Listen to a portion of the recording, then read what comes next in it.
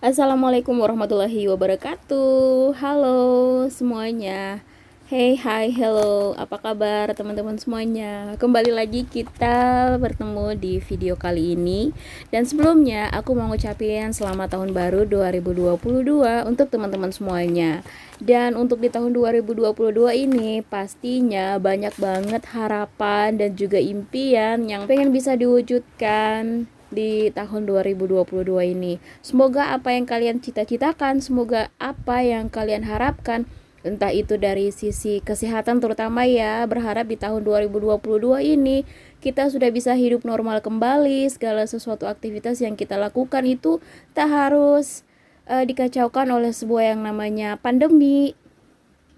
Dan banyak banget hal-hal yang emang benar-benar membuat kita, apalagi di 2 tahun belakangan ini, membuat kita itu merasa insecure banget dengan yang namanya kesehatan, masalah sosial, masalah ekonomi juga terutama ya. Dan itu emang benar-benar kerasa banget di kehidupan kita selama 2 tahun belakangan ini. Banyak banget harapan dan juga doa semoga di tahun 2022 ini bisa lebih baik dari tahun-tahun sebelumnya.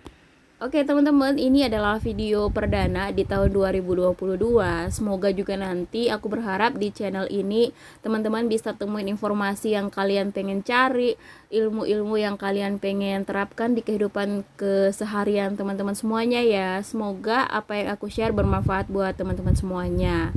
So, tanpa berlama-lama lagi, untuk video kali ini aku mau sharing budgeting di bulan Januari. Dan ini cocok banget buat teman-teman yang punya penghasilan harian, tapi kalian pengen ngelakuin atau melakukan budgeting. Nah, caranya bakal seperti ini.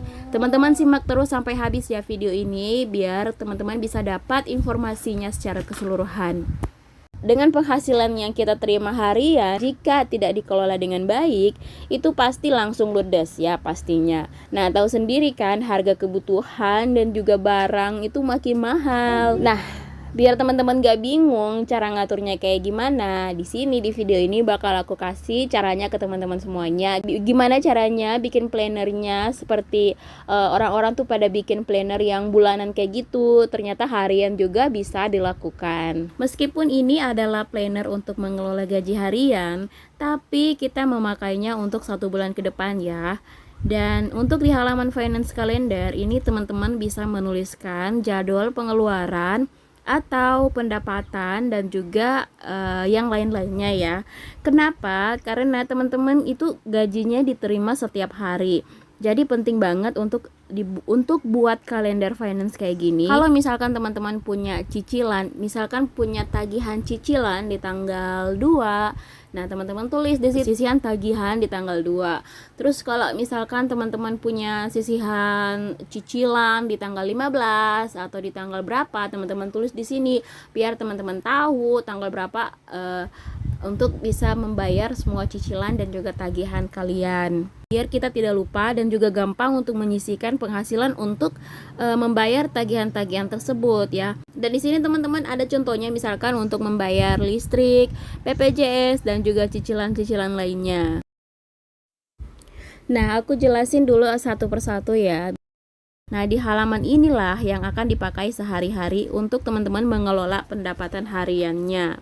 Di sini ada 31 baris dan juga ada kolom omset, ada kolom modal kembali, ada pendapatan, pengeluaran, sisihan tagihan, sisihan cicilan, sinking fund dan juga tabungan.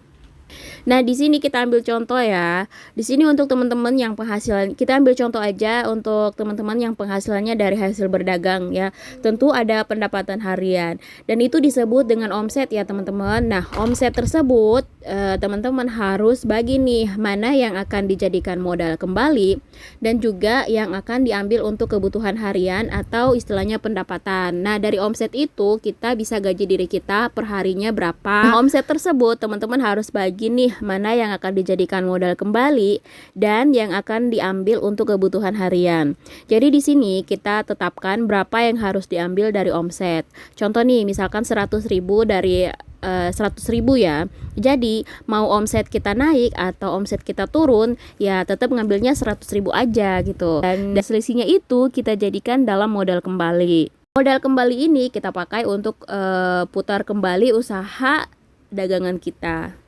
Kalau misalkan di bulan depan yang terkumpul dari modal kembali ini melebihi target, misalkan ya contohnya kita butuh 5 juta aja, tapi yang terkumpul lebih dari itu, maka sisanya bisa kita masukkan di celengan atau di tabungan. Tapi jangan lupa ya teman-teman, tetap bisa komit berapa yang harus diambil dari omset untuk kebutuhan kita. Nah, buat teman-teman yang tidak punya usaha atau berdagang tapi tetap terima upah harian, itu lebih gampang lagi. Jadi di sini omset dan juga modal kembali teman-teman gak usah isi, gampang kan? Nah, kalau kita udah tahu pendapatan kita budgeting lagi untuk pengeluaran. Nah, di sini ada beberapa kategori yang aku isi buat teman-teman, nanti bisa ditambahkan aja, tinggal menyesuaikan aja dengan kategori-kategori yang teman-teman butuhkan. Di sini hanya sebagai contoh aja ya. Yang pertama di sini adalah pengeluaran. Di sini setelah kita menerima pendapatan harian, jadi kita akan mulai melakukan budgeting. Di sini pengeluaran kita tetapkan, pengeluaran untuk kebutuhan hidup sehari itu kita tetapkan berapa. Misalkan di sini 30.000.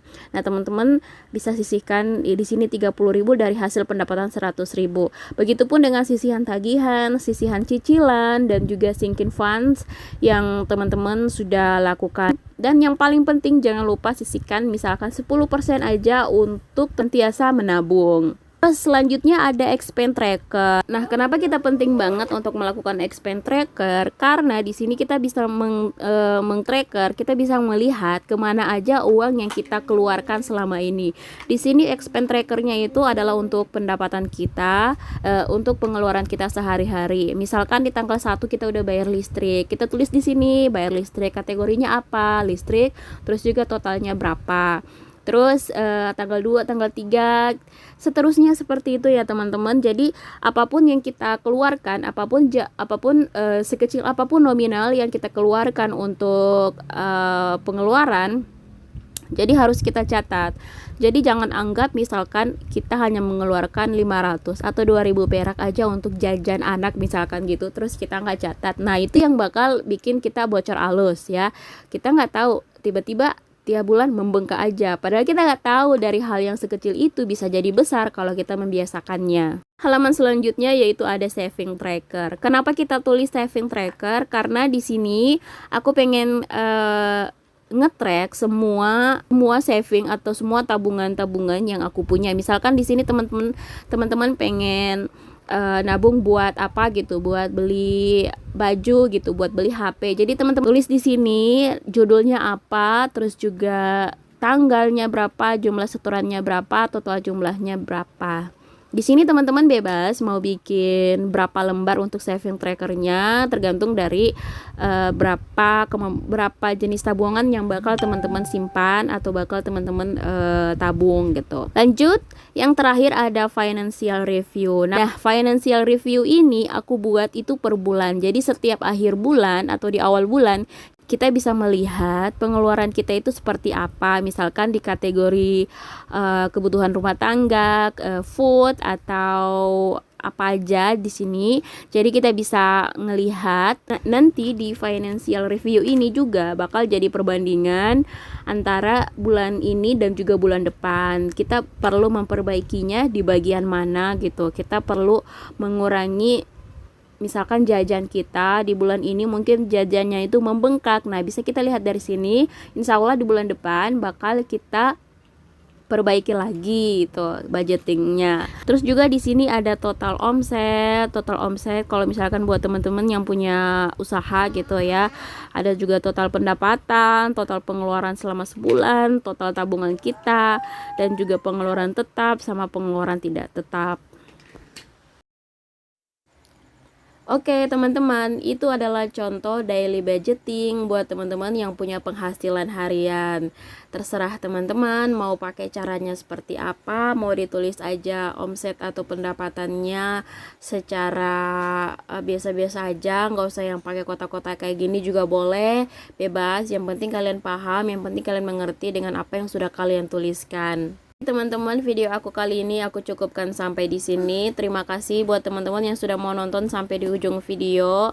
Jangan lupa like, subscribe, dan juga komennya. Wassalamualaikum warahmatullahi wabarakatuh. Bye bye. Bye bye.